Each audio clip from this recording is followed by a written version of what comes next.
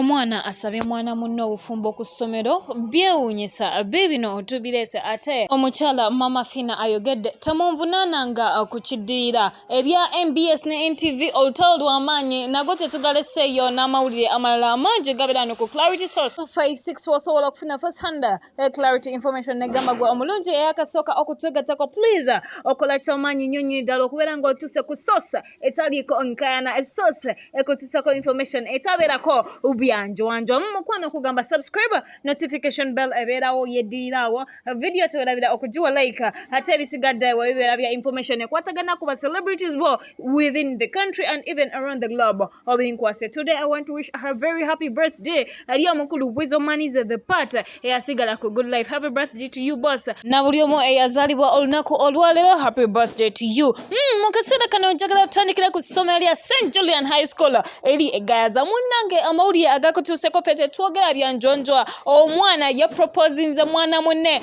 mu maaso g'abaana abalala ng'amugamba mukwano nze nzikiriza nga bw'olaba vidiyo eyo bw'etambula mukwano yefukamidde ku mavivi n'amugamba mukwano nze gw'olaba n'akamuli ng'akamuwadde era omuwala olw'essanyu eringi n'agamba naye mukwano situkawo nze nzikiriza era bw'atyo galina feeling na emotional banenge n'amuwahaga ayogere mu ssomero ennaku zino etubadde tukyatijja n'akatambi akafulumye akalubiri ate si kalubiri ate kagundi munnange netugwanne ku bano ebyo ebiri ku sayidi eyo kambi kulekere gwe omulungi ojajinge kituufu si kituufu comment section weri osobola ogenda maaso n'okubeera nga ate tuwayawayamu inga eyo nkujjeyo nenkutolako ku sayidi ey'omukulu eyatuyimbira Javeri alabika n'abarenzooli akayimba ako kategedde bakayita kacumbali omukulu bamuyita Quex omukulu oyo munnange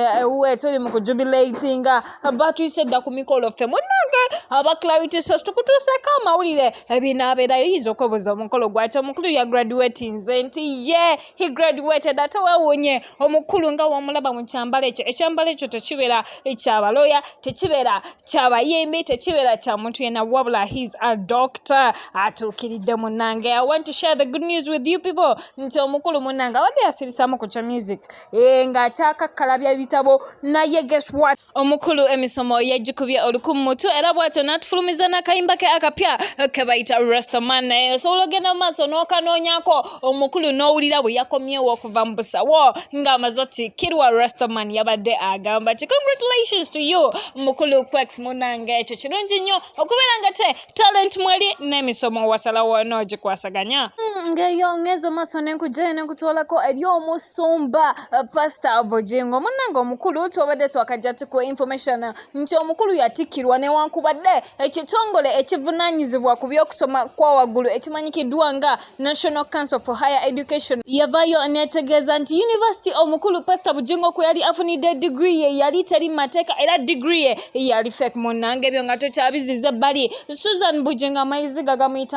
oyinza okwebuuza kiki munnange story ekyatambulira ddala ey'okubeera nga waliwo omukyala nga asabira wa Pastor Bujingo wennyini omukyala Susan Bujingo yagudde ku messages ng'omukyala oyo agamba Pastor Bujingo amufunisa olubuto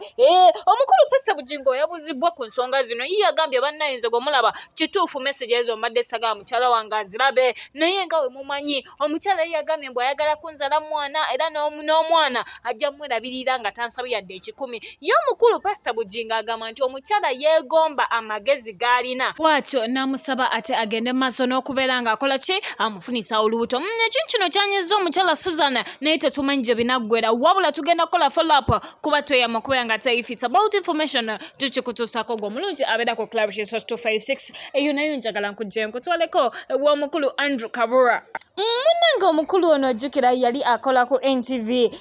nga naye yalinayo show newankubadde yasalawo agende n'erinnya lya show ye emanyikiddwa nga Press Box era nga mukwano njagala okutuusako amawulire agagamba nti omukulu shows ku NBS TV zatandise dda oku airing out era munnange gwe wenna anyumirwa ebyamizannyo mukwano tobeera nga ate otunule walala omukulu Andrew Kabura wobeera ng'oli fan we mulungi nnyo obeera nga te otega NBS TV wogenda okubeera nga ate ajja n'abantu abalala bakutuuseko ebyemizannyo eyo nayo ngenda kubeera nga nkujjayo mukwano tugendeko ew'omukulu Simple K. Simple K omukulu ono yo mwami azze akanya omwana wa Fufiga amanyikiddwa nga Museveni. Gwe yakasooka owulira story eno osobola okugenda emabega mu stories zaffe n'okebera ekintu kino n'okigoberera bulungi. Wetwogerera omukulu ono yasindikiddwa mu kkomera ekitalya naye maama we yavuddeyo ne yeegayirira Maama Fina n'amugamba Maama Fina oyingidde mu nsonga z'abangi ne ziggwa naye ne nkusaba ne mu nsonga za mutabani wange oyingiremu wabula omukyala Maama Fina munyiivu nnyo era njagala mbeere nga nkulekera audio eno owulire ebigambo bye yagambye omukyala Fufiga ku nsonga z'abo abazzenga bamuvuma ebeera Clarity Source 256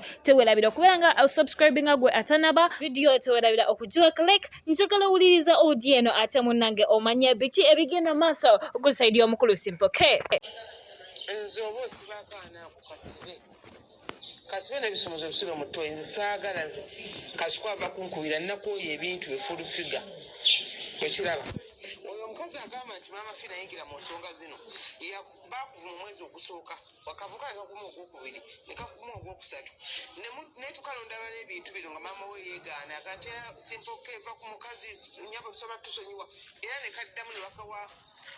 publicity kagamba Fufiga kati nze agamba nti ndagako Fufiga kyafuna stress zange fune stress ngende ku kitanda nfune pressure kati buli akuvuma yenna musibe gwe musibe buli omukazi ne bwakuira